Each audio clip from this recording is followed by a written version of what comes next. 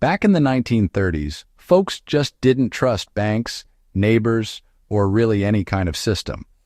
What they did trust were their habits, their routines, and ways of hiding things that just blended right into daily life.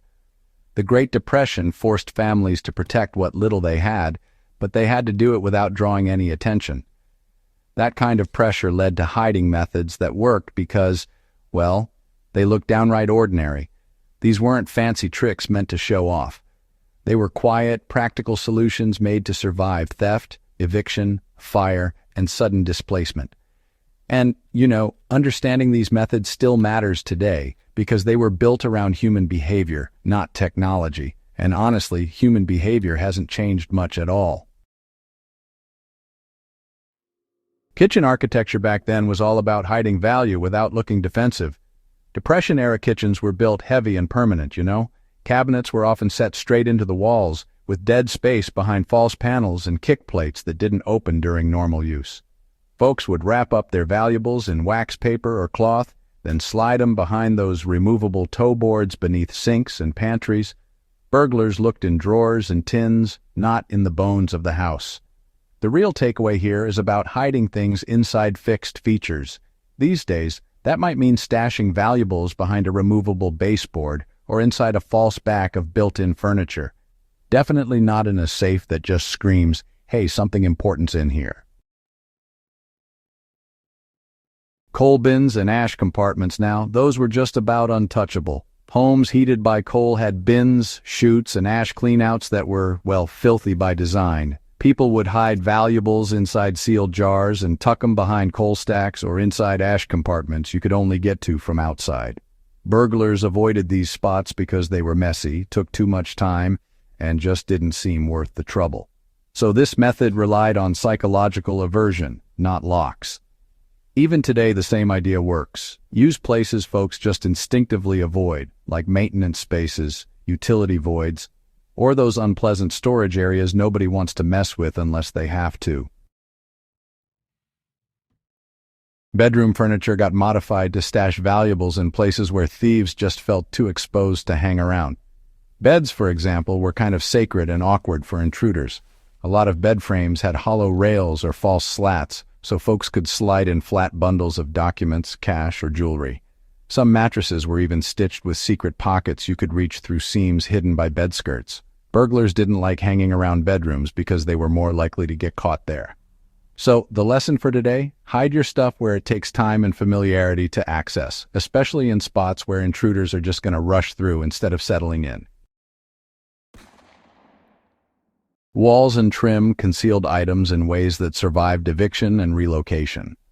Plaster walls with thick trim allowed for shallow cavities behind molding.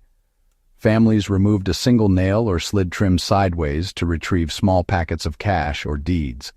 These hiding spots survived quick inspections and even partial demolition. The key principle was permanence combined with reversibility. Today, this translates to integrating storage into architectural details rather than portable containers that can be taken or discovered easily. Floorboards were used sparingly and strategically rather than repeatedly.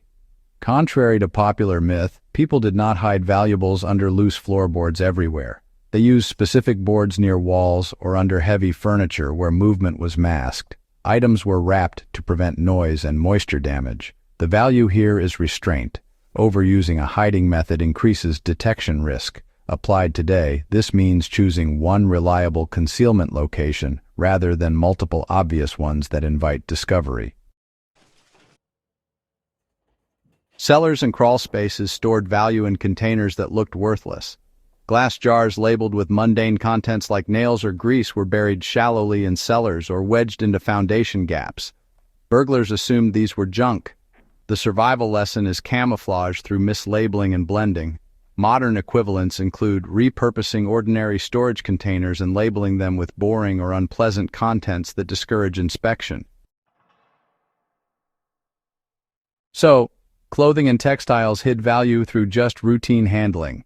Coats, curtains, and table linens often had sewn-in pockets, little spots where things could be tucked away. These items moved with families during displacement, Protecting valuables during travel and eviction. This method worked because, well, it traveled unnoticed. For modern survivalists, this really reinforces the importance of mobile concealment when displacement is a risk. Items integrated into everyday wear or household textiles remain invisible because, honestly, they are always present. Outdoor structures provided concealment beyond the main living space. Sheds, chicken coops, and garden plots were common hiding areas. Items were sealed in metal tins and buried beneath fence posts, or sometimes inside tool handles. Burglars focused on the house, not the yard. The practical application today is decentralization. Do not concentrate everything in one structure. Instead, spread risk across spaces that appear low value and require effort to search. Paperwork was hidden separately from valuables to reduce total loss. Important documents were often hidden away from money and jewelry.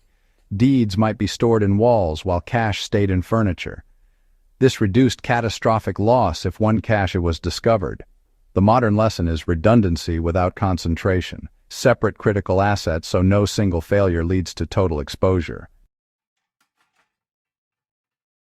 The most effective hiding places relied on normalcy rather than secrecy. What made 1930s concealment effective was not complexity.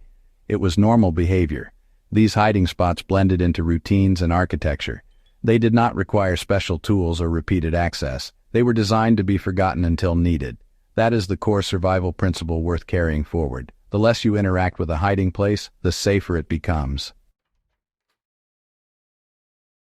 Applying these methods today requires adapting behavior, not copying locations. Modern homes differ, but psychology does not.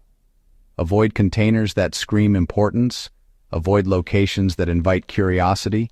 Build concealment into structures, routines, and objects that appear boring. Use permanence where possible, mobility where necessary, and separation to reduce total loss.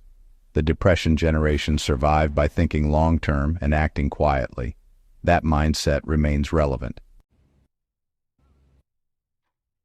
These methods were not folklore. They were lived solutions developed under pressure, tested by loss, and refined by necessity. If you study them carefully, you gain more than hiding tricks. You gain insight into how ordinary people outlasted uncertainty without drawing attention. If this guide gave you something worth keeping, make sure you subscribe to Battlefield of Survival, share this with fellow historians and survivalists, and stay ready for the next deep dive into forgotten knowledge that still matters today.